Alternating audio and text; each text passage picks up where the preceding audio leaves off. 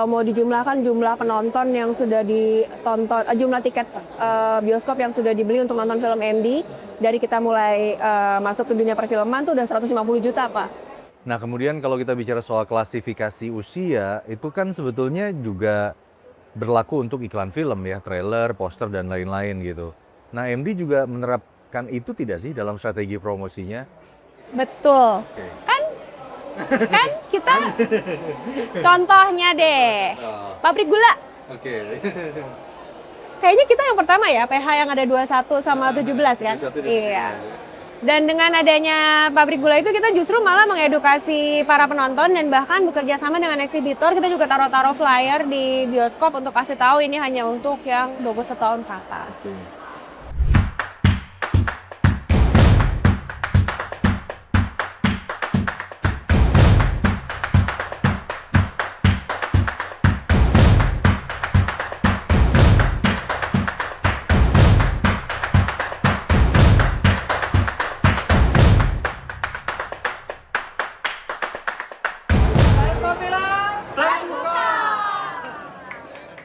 Halo sahabat Sensor Mergi, kita ketemu lagi di Kelas Cinema dan ini adalah edisi spesial JAF Market 2025. Di JAF Market ini, seluruh pihak di ekosistem perfilman Indonesia ada, termasuk tentu saja ada penulis skenario, sutradara, produser, rumah produksinya juga ada di sini sampai ke post pro-nya ya, color grading misalnya, musik scoring dan semua lengkap di sini. Lembaga sensor film tentu saja hadir sebagai perwakilan dari negara untuk ada di ekosistem perfilman Indonesia.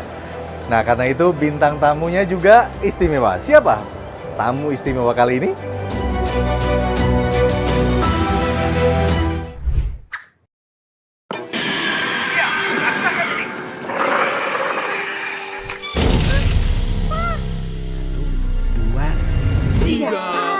Tontonlah film sesuai umurmu.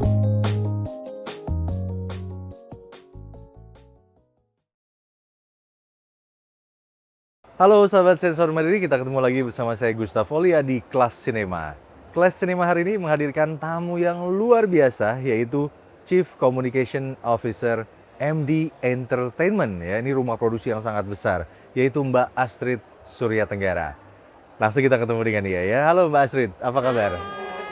Aduh, senang banget bisa ketemu lagi sama Pak Gustaf di booth LSM. Nggak kelihatan, itu di Jogja ya? Itu di Jogja, di JAF Market 2025. Boothnya keren banget lembaga sensor film kita nih. Kalah kalau MIMD. Ya aduh, Pasti kalah. enggak lah. Ini ada studionya loh. Iya dong, Iya. kita menghadirkan juga nanti dari MD ada beberapa. Banyak, kita ada beberapa narasumber dari MD, beberapa artis dari film-film kita juga. Mbak, aku mau nanya deh, Yes. sebetulnya kan kalau bicara soal film ya, kan Mbak Astrid, dari kapan sih dari kapan?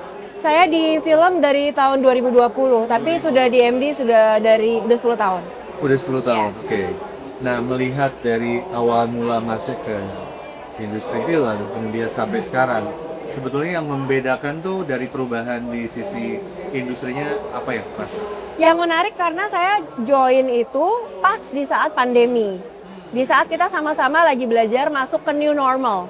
Nobody knows what's gonna happen, right? Nggak tahu mau ngapain. Kita pertama-tama pas involved di perfilmannya itu karena kita lagi mulai untuk masuk ke ranah digital. Untuk banyak bikin series dan lain-lain untuk berhubungan dengan OTT platforms. So, karena lagi pandemi, iya. Jadi begitu COVID itu ada restrukturisasi dan kemudian aku join ke perfilman. Nah, kemudian setelah itu saya jadi melewati tuh zaman-zaman dimana yuk kita tetap percaya bahwa bioskop tuh tidak akan pernah mati.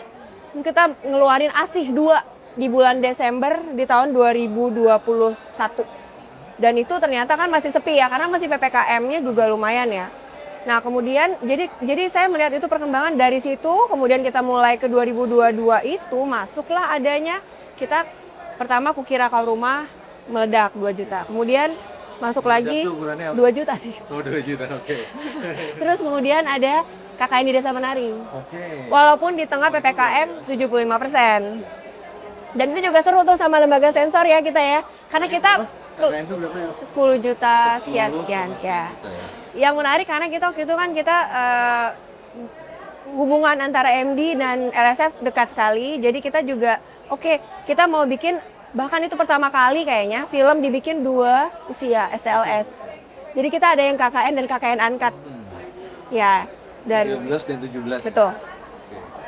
Dan ternyata perkembangannya setelah itu, ya setelah meledak itu kita ngeliat, berarti standar perfilman Indonesia sekarang tuh jumlah penonton tuh jauh lebih tinggi. Mungkin kalau dulu nyampai ke 2 juta susah sekali ya. Sekarang tuh banyak sekali kan film-film, dan tahun ini luar biasa sekali.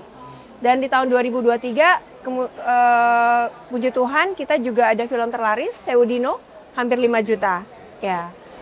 Nah, kalau bicara soal persaingan ya, itulah Mbak Sri kan bilang sekarang ternyata penonton makin banyak. Tapi kan jumlah film Indonesia juga makin banyak kan? Pasti LSF seru banget ya? Seru banget. Gimana tuh? Nyensor terus!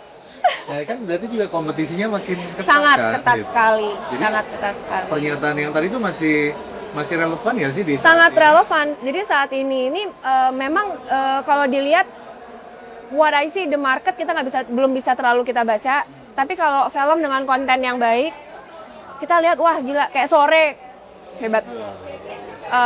Terus pokoknya banyak lah film-film yang sekarang tuh kita lihat luar biasa sekali dan it's good for the industry. Jadi kita harus mikir lebih banyak untuk bisa menghasilkan konten yang luar biasa untuk masuk ke persaingan dunia industri perfilman ini. Ya, artinya kompetisi yang sekarang sebetulnya makin ketat tidak membuat juga bahwa oke lah kita agak bakal kurang nih gitu ya. Enggak, kita tertantang sih untuk we want to learn, kita belajar, kita melihat apa konten apa yang kira-kira bisa kita keluarkan yang tepat.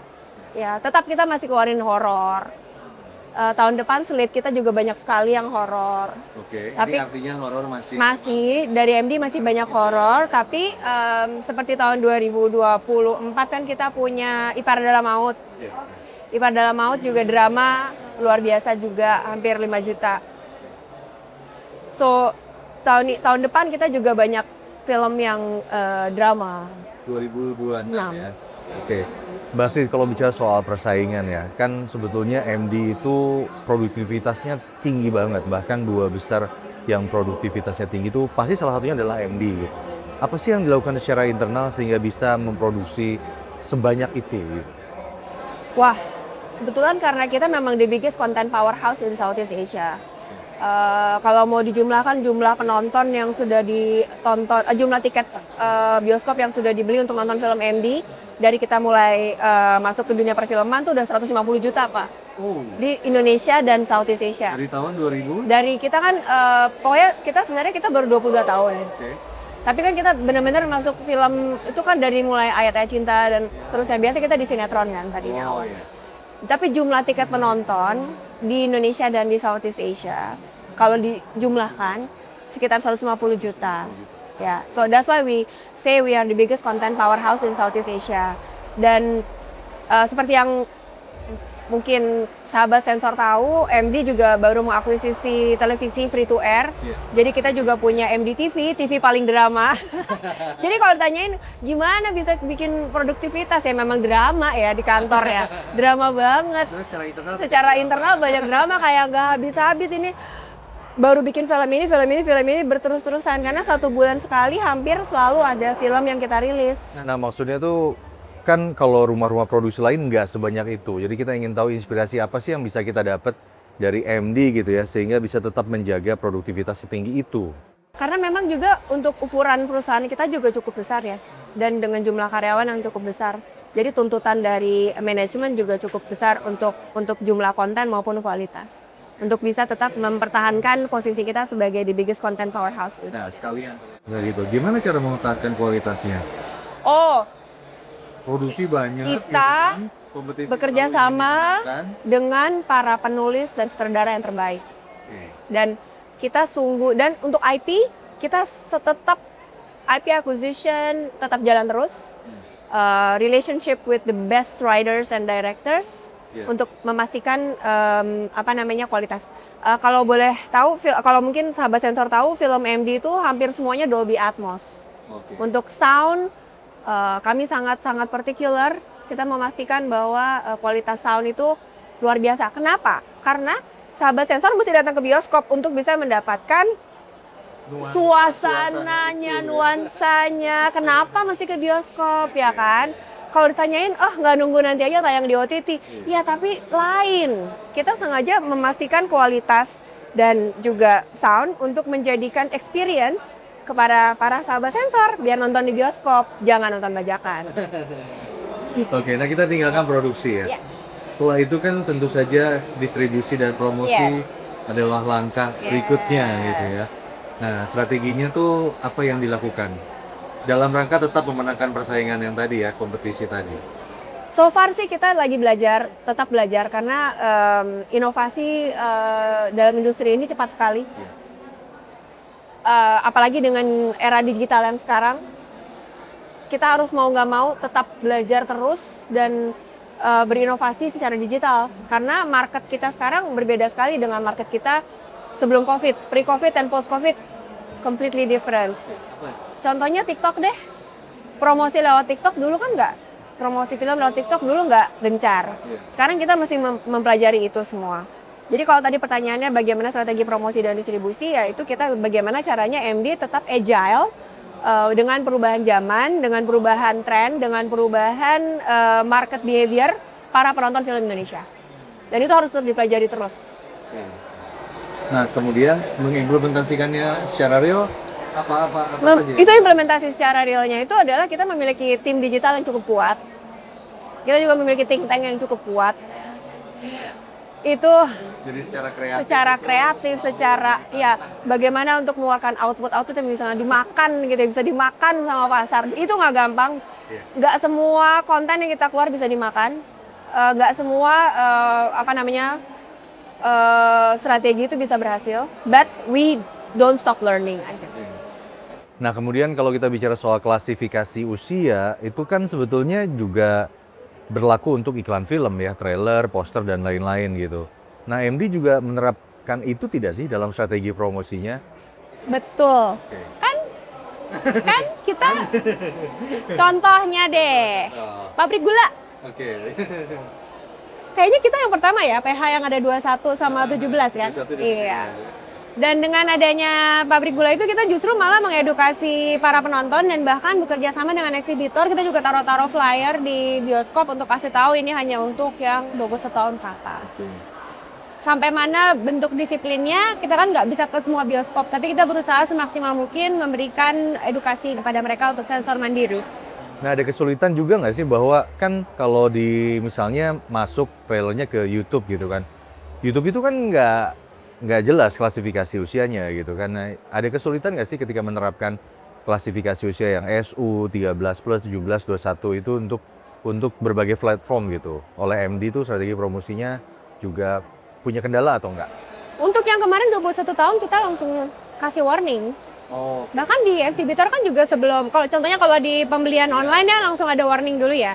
Kalau di YouTube kan memang nggak ada warning, tapi kemarin karena kita ada pembedaan antara 21 dan 17 ya kita ada tulis di caption gitu, ini hanya untuk. Jadi ada warningnya tertulis. Tertulis ya.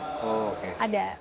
Nah, lalu kira-kira apa yang dilakukan oleh MD bahwa promosi itu kan tetap harus masif, tapi tetap juga harus bertanggung jawab gitu.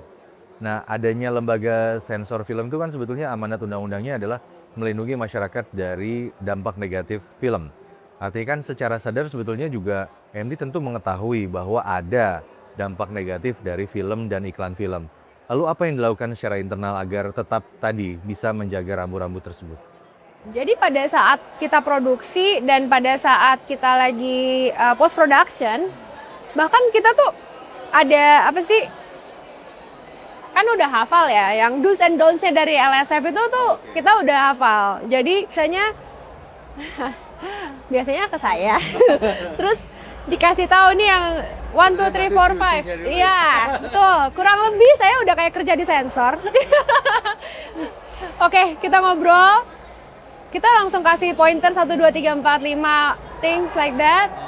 Aku langsung bilang, ini nggak bisa kayak gini. Sebelum kita masuk CGI lalalala, kita kasih peninjauan lah ke LSF. Jadi bahkan sebelum disensor pun, kita minta untuk cek peninjauan. Nah, kalau MD menganalisis publik di Indonesia gitu ya, apa sih yang diketahui oleh MD itu masih salah dipahami oleh penonton di Indonesia? Mungkin substansi ya, atau cerita, atau aktingnya, atau apa gitu dari hal-hal tersebut yang menurut MD penonton Indonesia tuh masih salah mengerti gitu. Kadang-kadang kan ada juga soalnya stigma bahwa produksi film Indonesia tuh pasti kualitasnya rendah gitu. Gimana Mbak? Mungkin itu adalah pandangan yang terjadi beberapa tahun yang lalu. Tapi tahun-tahun ini, bahkan market share film Indonesia kan udah benar-benar kita jadi tuan rumah di negara sendiri kan. Jumlah penonton Indonesia jauh lebih banyak daripada penonton asing. Jadi kita cukup sangat bangga dengan penonton Indonesia yang sudah sangat mengerti bahwa ternyata film Indonesia itu menarik secara kualitas, variasi genre, dan juga berbagai macam, maksudnya jumlahnya pun banyak sekali. Jadi apa tantangan terbesar yang dirasakan oleh MD untuk membuat sebuah film sukses di Indonesia dengan kondisi masyarakat Indonesia saat ini ya? Banyak banget ya. Banyak banget. Karena pada dasarnya yang utama tantangan terbesar mungkin kalau dari aku pribadi, kita mencoba untuk mengerti apa yang pasar mau, dan kita butuh untuk mengerti apa yang relatable ke pasar. Itu yang selalu menjadi core-nya MD kan, membuat sebuah film yang dekat dengan para penontonnya. Dekat tuh apa? Dekat, contohnya ya relevan, contohnya KKN di Desa Penari. Hampir semua mahasiswa Indonesia kan kuliah kerja nyata ya kan. Oke, tema perselingkuhan deh. Di Indonesia banyak kasus perselingkuhan. Jadi dan mengedukasi juga kan contohnya. Tapi jujur kalau secara industri sekarang yang terberat adalah banyak sekali persaingan dan jumlah film yang keluar. Tapi ekonomi sedang sulit. Secara bersamaan. Di tengah keterbatasan pertumbuhan perekonomian, kita oversupply, jumlahnya banyak banget kan. Tapi bagus buat industri. Jadi kita bersaing untuk mana nih film yang bisa jalan nih. Ayo kita berlomba-lomba untuk bikin film yang terbaik. Dan masyarakat udah cukup pintar untuk memilih, punya uang misal cuma segini, aku mau nontonnya yang ini gitu. Itu untuk saya pribadi karena saya di bagian komunikasi, marketing ya. Wah, seru banget Mbak Astrid. Terima kasih banyak atas waktunya. Kita senang banget Mbak Astrid bisa main ke kelas sinema, dan tentu ini sangat berguna bagi sahabat sensor mandiri ya Mbak Astrid. Sukses buat Mbak Astrid dan juga untuk MD Entertainment. Thank you ya Mbak. Thank you. Semoga MD Entertainment makin besar, makin sukses. Thank you. Nah, itu tadi sahabat sensor mandiri obrolan kita di kelas sinema bersama saya Gustavo Lia dan Mbak Astrid Surya Tenggara. Kita ketemu lagi di kelas sinema berikutnya. Sampai jumpa.